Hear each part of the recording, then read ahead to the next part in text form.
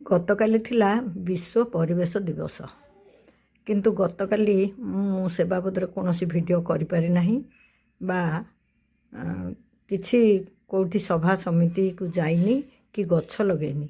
କିନ୍ତୁ କାଲି ମୁଁ ବାଡ଼ିରେ ପ୍ରଚୁର କାମ କରିଛି, ସେଇଥିପାଇଁ ହିଁ ମୁଁ କାଲି ଏ ସମ୍ପର୍କରେ ଆପଣଙ୍କୁ ଭିଡ଼ିଓ କରିପାରିଲିନି ବା ପରିବେଶ ସମ୍ପର୍କରେ କିଛି କଥାବାର୍ତ୍ତା ମୁଁ କରିପାରିଲିନି। ଏଇଟା ମୋର ଗୋଟିଏ ଚିରାଚରିତ କାମ, ଆପଣମାନେ ସମସ୍ତେ ପରିଚିତ। ମୋ ବାଡ଼ିରେ ଯାହା ବି ଫୁଲ ଥାଏ ତୋଳି ଆଣି ମାଳଟେ ଗୁନ୍ଥିବାକୁ ମୁଁ ବହୁତ ଭଲ ପାଏ। ଆଉ ମୋ ବାଡ଼ିରେ ଦୁଦୁରାଠୁ ଅରଖଠୁ ସବୁ ଅଛି। ବରଂ କହିବାକୁ ଗଲେ ସେ ଯେଉଁ ଆଜିକାଲିକାର ଗ୍ଲାଡ଼ିଓଲ୍ସ ଆଉ ଗୋଲାପ କ'ଣ କ'ଣ ମୂଲ୍ୟବାନ ଫୁଲ କିଛି ନାହିଁ। ଆମର ସାଧାରଣ ଗାଁ ଗହଳିର ଦେଶୀ ଫୁଲ ଟଗର ମନ୍ଦାର ଏସବୁ ଅଛି। ସେଦିନର ମାଳଗୁନ୍ଥା କାର୍ଯ୍ୟକ୍ରମଟା ମୋତେ ଗୋଟେ ମହାର୍ଘ ଅନୁଭବ ଦେଇଥିଲା। ମୁଁ ନିଜେ ନିଜେ ମୋର ଫୁଲକୁ ସବୁ ବାଛି ବୁଛି ଛଡ଼େଇକି ମାଳ ଗୁନ୍ଥିଲା ବେଳେ ଅପା ଆସି ମୋ ପାଖରେ ବସି ମୋତେ ମାଳ ଗୁନ୍ଥିବାରେ ସହାୟତା କଲେ। ସେତିକିବେଳେ ହିଁ ଆମେ ପରିବେଶ ସମ୍ପର୍କରେ ବହୁତ କିଛି ଆଲୋଚନା କରିଥିଲୁ। କାହିଁକିନା ଏହିଭଳି କିଛି ବ୍ୟକ୍ତିତ୍ୱ, ଅପାଙ୍କ ସମ୍ପର୍କରେ ମୁଁ କିଛି କହୁନି, ଆପଣମାନେ ନିଶ୍ଚୟ ତାଙ୍କୁ ଜାଣିଥିବେ, ତାଙ୍କୁ ଜାଣିଥିବେ। ଏଇଭଳି କିଛି ବ୍ୟକ୍ତିତ୍ୱ ହିଁ ଦୁନିଆକୁ ଭଲ ବାଟକୁ ନେବା ପାଇଁ ବା ଦୁନିଆର କିଛି ଉପକାର କରିବା ପାଇଁ ସତତ ଚେଷ୍ଟିତ ଅଛନ୍ତି। ଯେମିତି କୁଳାଙ୍ଗାର ପୁଅମାନେ ବାପର ସମ୍ପତ୍ତି ବିକିକି ଅଏସ ଆରାମ କରି ଚାଲିଥାନ୍ତି, ହେଲେ ଯେଉଁମାନେ କୂଳ ରକ୍ଷା କରିବାକୁ ଚାହାନ୍ତି ସେମାନେ ଅପ୍ରିୟ ହୁଅନ୍ତୁ, କଷ୍ଟ ଭୋଗନ୍ତୁ ପଛକେ ଏଇଭଳି ଅଏସ ଆରାମଠୁ ଦୂରେଇ ରହିକି କେମିତି ସୁଖଟା ଚିରନ୍ତନ ହେବ ସେଇ କଥାରେ ଲାଗିଥାନ୍ତି। ସେଦିନ ଅପାଙ୍କର ଭଜନ ଶୁଣିକି ମୁଁ ଭାବବିହ୍ୱଳ ହେଉଥିଲି, ଆଉ ଅପା ମୋର ଫୁଲ ଗୁନ୍ଥା ଦେଖିକି ବୋଧହୁଏ ଭାବବିହ୍ୱଳ ହେଉଥିଲେ। ଗୋଟେ ମହାର୍ଘ ସମୟ ଆମେ କାଟିଥିଲୁ। ଏଇଟା ଥିଲା 29 ତାରିଖର ଭିଡ଼ିଓ। ଅପାଙ୍କର 30 ତାରିଖରେ ଆମ ଘରୁ ଫେରିଯିବାର ଥିଲା। ସେଇଥିପାଇଁ ଏଇ ପରିବେଶରୁ ହିଁ ମୋ ମନକୁ ଆସିଲା, ମୁଁ ଗୋଟେ ଗଛ ରଖିଥିଲି ଯେ ବିଶ୍ୱ ପରିବେଶ ଦିବସ ଦିନ ଲଗେଇବି। ତାପରେ ମୋ ମନକୁ ଗୋଟେ ଭାବନା ଆସିଲା, ପରିବେଶ ଦିବସ ଦିନ ହିଁ ମୁଁ ଗୋଟେ ଗଛ ଲଗେଇବି, ଏମିତି ତ କିଛି କଥା ନାହିଁ। ସେଇଦିନ ଗଛ ଲଗେଇବି, ଫଟୋ ଉଠେଇବି, ତାପରେ ଗଛ ମଲା ଗଲା ହଜିଲା ଆଉ କିଛି ମନରେ ନଥିବ। ମୁଁ ଏଇ ଫୁଲ ଗୁନ୍ଥା ପାଖରୁ ଉଠି ଯାଇକରି ହିଁ ଶିବକୁ କହିଲି, ମୁଁ ଜାଗା ଦେଖେଇଦେଲି, ମୁଁ ଏଠି ଗୋଟେ ଗାତ ଖୋଳିବୁ, ମୁଁ ଯେଉଁ ଗଛଟା ରଖିଥିଲି ସେଇଟା ଆଜି ହିଁ ଲଗେଇବା। ଆମେ 29 ତାରିଖ ଦିନ ସନ୍ଧ୍ୟାବେଳେ ଅପାଙ୍କ ସହିତ ଯାଇକି ଏଇ ଗଛଟି ଲଗେଇଲୁ। ଆଉ ଅପାଙ୍କ ହାତରେ ମୁଁ ଏଇ ଗଛଟି ଲଗେଇ ପାରିଥିବାରୁ ନିଜକୁ ବହୁତ ଧନ୍ୟ ମନେ କରୁଛି ଯେ ଯାହା ହେଉ ଅପାଙ୍କ ହାତରେ ମୋ ବଗିଚାରେ ଗୋଟିଏ ଗଛ ଲାଗିଲା। ଏଇ ଗଛଟି ପ୍ରକୃତରେ ମୋତେ ମୋ ଝିଅ ଦେଇଥିଲା। ତାଙ୍କ ଘର ପାଖରେ କେଉଁଠି ଗୋଟେ ବାରମାସୀ ଆମ୍ବ ଗଛ ଅଛି। ତା ଶାଶୁ ଶ୍ୱଶୁର ବି ବହୁତ ଗଛ ପ୍ରିୟ, କିନ୍ତୁ ତାଙ୍କର ସେତେ ବେଶୀ ଜାଗା ନାହିଁ ବଡ଼ ଗଛ ଲଗେଇଲା ଭଳିଆ। ତେଣୁ ଭଲ ଗଛଟିଏ ପାଇଲେ ସେମାନେ ମୋତେ ପରାମର୍ଶ ଦିଅନ୍ତି ଗଛ ଲଗେଇବାକୁ। ମୁଁ କହେ ଯାହା ବି ହେଉ ଯିଏ ବି ଖାଉ ମୁଁ ଗଛ ଲଗେଇବି। ଯଦି ଯାହାର ଆବଶ୍ୟକତା ପଡ଼ିଲା, କିଏ ଯଦି ଗଛକୁ ହାଣିଲା, ସେଥିରେ ମୋର ଯାଆସ ନାହିଁ। କିନ୍ତୁ ମୁଁ ଯେହେତୁ ଏ ଜାଗାରେ ଅଛି ମୁଁ ଗଛ ଲଗେଇ ଚାଲିଛି। କାହିଁକିନା ଗଛ ତ କେବେ କାହାରି କ୍ଷତି କରିବନି। ଯେଉଁଠି ବି ଖାଲି ଜାଗା ଅଛି ଆପଣମାନେ ସବୁବେଳେ ଗଛ ଲଗେଇବାକୁ ଚେଷ୍ଟା କରନ୍ତୁ। ଆଉ ନିଜ ପାଖରେ ଯଦି ଜାଗା ନାହିଁ, ଆପଣଙ୍କ ଗାଁ ଗଣ୍ଡାରେ ଯେଉଁଠି ଜାଗା ଅଛି ସେଇଠି କେହି ଜଣଙ୍କୁ କିଛି ଆର୍ଥିକ ସହାୟତା ଦେଇକି କୁହନ୍ତୁ ସେ କିଛି ଗଛ ବଞ୍ଚାଉ, ଆଉ ଆପଣମାନେ ମଝିରେ ମଝିରେ ଯାଇ ତାକୁ ଦେଖି ଆସନ୍ତୁ। ବହୁତ ଲୋକ ଏମିତି ବାହାନାରେ କହିଦେଉଛନ୍ତି ଆମର ଜାଗା କାହିଁକି ଆମେ ଗଛ ଲଗେଇବୁ। ମୁଁ ସେ କଥାରେ ରାଜି ହୁଏନି। ଯାହାର ମନୋଭାବ ଥିବ ସେ ସବୁ କିଛି କରିପାରିବ। ଆମେ ଗୋଟେ ଗୋଟେ ଗଛ ଲଗେଇଲେ ବି ଦୁନିଆର ପରିବେଶ ବହୁତ ବଦଳିଯିବ। ଯେଉଁଗୁଡ଼ା ଆମ ପାଇଁ ସୁହାଉଛି, ଧରନ୍ତୁ ଏସିଟା ଆମେ ନିହାତି କିଣୁଛେ, ଏ ଗରମରୁ ଆମେ ବଞ୍ଚିପାରୁନେ, ବର୍ତ୍ତି ପାରୁନେ, କିନ୍ତୁ ଏ ଗରମକୁ କେମିତି ସ୍ଥାୟୀ ଭାବରେ ଆମେ ଦୂର କରିଦେଇପାରିବା ବା ଏ ଗରମରୁ ସମସ୍ତେ କେମିତି ଆମେ ବର୍ତ୍ତିବା। ଖାଲି କ'ଣ ପଇସାବାଲା ଲୋକ ଏସି ଲଗେଇବେ ବଞ୍ଚିବେ, ଆଉ ଗରିବ ଗୁରୁବା କ'ଣ ଖରାରେ ପଡ଼ିକି ଠକ୍ ମରିଯିବେ। ଆମେ 42 ଡିଗ୍ରୀ ସାଙ୍ଗରେ ଅଭ୍ୟସ୍ତ ହୋଇସାରିଲେଣି।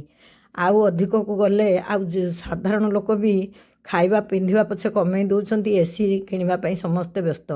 କିନ୍ତୁ ପ୍ରତ୍ୟେକ ଘରେ ଯେତିକିଟା ଏସି ଅଛି ସେ ଘରର ସବୁ ସଦସ୍ୟ ସେତିକିଟା ଗଛ ଲଗେଇଛନ୍ତି କି? ଗୋଟେ ଅନୁଶୀଳନ କରାଯାଉ ଦେଖିବା। ମୋତେ କାହିଁ ଲାଗୁନି ଯେ ସେତିକିଟା ସ୍ଥାୟୀ ଗଛ ଆମମାନେ କିଏ ଲଗେଇଥିବା। ନିଜର ଜାଗା ନାହିଁ, ଏଇଟା ଗୋଟେ ବାହାନା।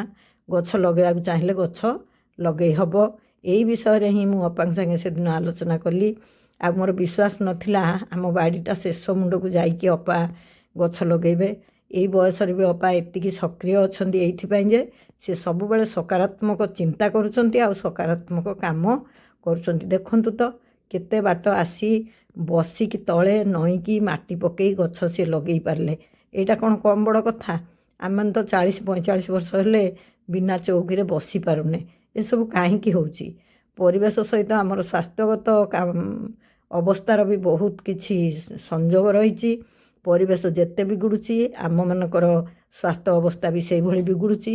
କିନ୍ତୁ ଆମେ ଭାବୁଛେ ଯେ ଆମେ ସୁଖ କରୁଛେ, କିନ୍ତୁ ପ୍ରକୃତରେ ସେଇଟା ଆମେ ଦୁଃଖକୁ ହିଁ ଆମନ୍ତ୍ରଣ କରୁଛେ। ତେଣୁ ମୁଁ ପରିବେଶ ଦିବସରେ ଏଇ ଭିଡ଼ିଓଟି ବି କରିପାରିଲିନି। ଆଜି ତା ପରଦିନ ମୋ ମନର ଭାବ ଆପଣମାନଙ୍କୁ ବ୍ୟକ୍ତ କରିବା ହିଁ ମୋର ମୂଳ ଲକ୍ଷ୍ୟ। କାହିଁକି ନା ମନ ଭିତରେ ଯାହା ସବୁ ଆସେ କାହାକୁ କହିଦେଲେ ନିଜକୁ ହିଁ ଆଶ୍ୱସ୍ତ ଲାଗେ। ଦେଖନ୍ତୁ, ଟିକେ ବି ତରବର ନାହିଁ, କେତେ ସମୟ ଦେଇକରି କେତେ ଯତ୍ନର ସହିତ ସେ ଗଛଟି ଲଗାଉଛନ୍ତି। ଆଉ ମୋର ପୁରା ବିଶ୍ୱାସ ଅଛି ମଝିରେ ମଝିରେ ଯେତେବେଳେ ମୁଁ ଅପାଙ୍କ ସାଙ୍ଗେ ଫୋନ୍ରେ କଥା ହେବି ସେ ନିଶ୍ଚୟ ସେ ଗଛ ବିଷୟରେ ପଚାରିବେ। ଏଇଟା ହେଉଛି ଆନ୍ତରିକତା। ଆମର ପରିବେଶ ସୁରକ୍ଷା ପାଇଁ ଆନ୍ତରିକତା ଦରକାର। କିମ୍ଭୀର ନେଇକି ମଝି ନଈରେ ଗଲାଣି। ଆମେ ଯଦି ଭାବିବା ଆମେ ପହଁରୁଛେ, ଆମେ ସୁଖ କରୁଛେ, ଆମେ ମଡ଼ର୍ଣ୍ଣ ହେଉଛେ, ତାହେଲେ ଆଉ କ'ଣ ଆପଣମାନଙ୍କୁ ମୁଁ ବା କ'ଣ କହିବି? ମୁଁ ତ କେଉଁଥିକୁ ନୁହେଁ। ମୁଁ ସବୁବେଳେ ଭାବେ ସେତୁବନ୍ଧର ଗୁଣ୍ଡୁଚିଟିଏ କେବଳ ମୁଁ ନିଜ ଉପରେ ଏତିକି ମୋର ବିଶ୍ୱାସ ରହୁ ଯେ ମୁଁ ପରିବେଶକୁ କ୍ଷତି ପହଞ୍ଚାଇଲା ଭଳିଆ କିଛି କାମ କରୁନାହିଁ। ଏତିକି ଆତ୍ମବିଶ୍ୱାସ ଯଦି ମୋର ରହିବ ତାହେଲେ ମୁଁ ଭାବିବି ଦୁନିଆରେ ମୁଁ ବହୁତ କିଛି କଲି।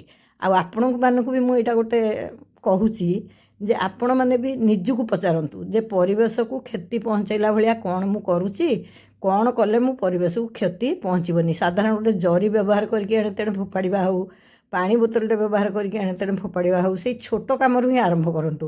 ଆଉ ପରିବେଶ ଉପରେ ମୁଁ ଗୋଟେ ବଡ଼ ମିଟିଂ କରିବି, 2 ଏକର ଜାଗା ନେଇକି ସେଠି ଗଛ ଲଗେଇବି, ମୁଁ ଗୋଟେ ଅନୁଷ୍ଠାନ କରିବି, ଏସବୁ ହେବ। ଏସବୁ ଯେ ହେଉନି ବା ଆନୁଷ୍ଠାନିକ ଭାବରେ ବିଶାଳ ଭାବରେ ଯେ କିଛି ଭଲ କାମ ହେଉନି ମୁଁ ତା କହୁନି।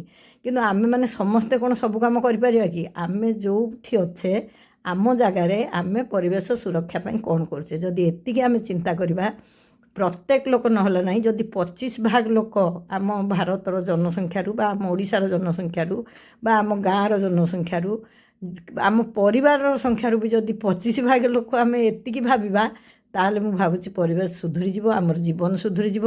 ଆମ ପରବର୍ତ୍ତୀ ପିଢ଼ି ହୁଏତ ଆମ ଜୀବନ ଏବେ ସରିଯିବ, କିନ୍ତୁ ୟା ପରବର୍ତ୍ତୀ ପର୍ଯ୍ୟାୟରେ କ'ଣ ସମସ୍ତେ ଏମିତି ଏସିରେ ରହିବେ?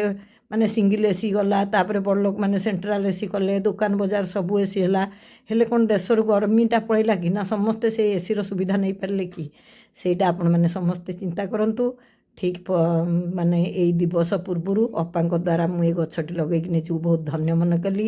ଅପା ବାରିଆଡ଼କୁ ଗଲେ ଆମ ଘରର ପରିବେଶ, ଆମ ଗାଈ ଗୋରୁ ସେସବୁ ଭଲ ପାଆନ୍ତି ବୋଲି ତ ସେ ଭୁବନେଶ୍ୱରର ସୁବିଧା ଛାଡ଼ିକି ଆମ ଘରକୁ ପଳେଇ ଆସନ୍ତି, ସହରଠୁ ଏତେ ଦୂର। ଆଉ ମୁଁ ତ କହିବି ମୁଁ ଆମ ଘରେ ତାଙ୍କୁ ସେତେ ବେଶୀ କିଛି ସୁବିଧା ଦେଇପାରେନି, କେବଳ ଏଇ ପରିବେଶ ପାଇଁ ହିଁ ସେ ଏଠିକି ଆସନ୍ତି ଆଉ ଆମ ସହିତ ଏତେ ଅନ୍ତରଙ୍ଗ ହୋଇ ଚଳନ୍ତି। ଆଜି ଗୋଟେ ମହାର୍ଘ ଦିନରେ ଗୋଟେ ଜଣେ ବିଶିଷ୍ଟ ବ୍ୟକ୍ତିତ୍ୱଙ୍କ ଦ୍ୱାରା ଗଛଟିଏ ଲଗେଇ ପାରିଥିଲି। ସେଇ ଦିନରେ ନ ହେଉ ପଛେ କିଛି ଦିନ ପୂର୍ବରୁ ଅପା ନଥିବେ, ମୁଁ ନଥିବି, ଆମ ପିଢ଼ି ପରେ ପିଢ଼ି ଅତିକ୍ରାନ୍ତ ହୋଇ ଚାଲିଥିବ, କିନ୍ତୁ ଏଇ ଗଛଟି ଥିବ ଆଉ ତାର ମାନେ ପବନ, ଛାଇ, ଫଳ ଆଉ ପରିଶେଷ ମରିଗଲା ପରେ ତାର କାଠ ପ୍ରଦାନ କରିକି ସେ ସମାଜର ମଙ୍ଗଳ ହିଁ କରିଥିବ। ସୁନ୍ଦର ଫୁଲ। ତେଣୁ ଆପଣମାନଙ୍କୁ ମୋର ସମସ୍ତଙ୍କୁ ଅନୁରୋଧ, ବଗିଚାରୁ ଫେରିଲା ବେଳକୁ ମୁଁ ଏଇ ଗଛଟି ଦେଖେଇଲି। ଏଇଟା ଗୋଟେ ପ୍ରକାରର ଅଶୋକ ଗଛ। ଏଇଟାକୁ ମୋତେ ବୈଷ୍ଣବ ଦାଦା ଦେଇଥିଲେ। ଦାଦାଙ୍କୁ ବି ତ ଅପା ଚିହ୍ନିଛନ୍ତି। ସେ ଫେରିଲା ବେଳେ ସବୁ ଗଛପତ୍ର ପଚାରି ପଚାରି ଆସୁଥିଲେ। ମୁଁ ସେ ଗଛଟିକି ବି ତାଙ୍କୁ ଦେଖେଇଲି। ଆଇଲା ବେଳକୁ ମେଞ୍ଚେ ମାଙ୍କଡ଼ ଆସି ଘରେ ହାଜର। ସକାଳ ଓଳି ଗୋଟେ ହଳଦୀ ବସନ୍ତ ତା ଛୁଆକୁ କେମିତି ଖାଇବାକୁ ଦେଉଥିଲା, ମୁଁ ସେଇ କଥା ବାପାଙ୍କୁ ଦେଖାଉଥିଲି। ଏଇମାନଙ୍କର ଉପସ୍ଥିତି ହିଁ ମୋତେ ଉପଲବ୍ଧି କରାଉଛି ଯେ ମୁଁ ପରିବେଶ ଅନୁକୂଳ ଜୀବନଟିଏ ଅତିବାହିତ କରୁଛି। କେତେବେଳେ ନାଗସାପ ହାବୁଡ଼ୁଛି, କେତେବେଳେ କଙ୍କଡ଼ା ବିଛା ହାବୁଡ଼ୁଛି, କାହାକୁ ମୁଁ ମାରୁନି ବା କାହା ପାଇଁ କ୍ଷତି ପହଞ୍ଚଉନି। ସେଇମାନଙ୍କ ଭିତରେ କିଛି ଗଛ ପତ୍ର ଫୁଲ ଫଳକୁ ନେଇକି ମୋର ଏଇ ଜୀବନ ମୁଁ କାଟୁଛି। ଆଉ ସମସ୍ତଙ୍କୁ ଅନୁରୋଧ କରୁଛି, ଏ ଜୀବନର ଶାନ୍ତି, ଏ ଜୀବନର ସୁଖ ଆଉ କେଉଁଠି ନାହିଁ। ସମସ୍ତେ ନିଜ ସକ୍ଷମତାରେ ପରିବେଶକୁ ସୁରକ୍ଷା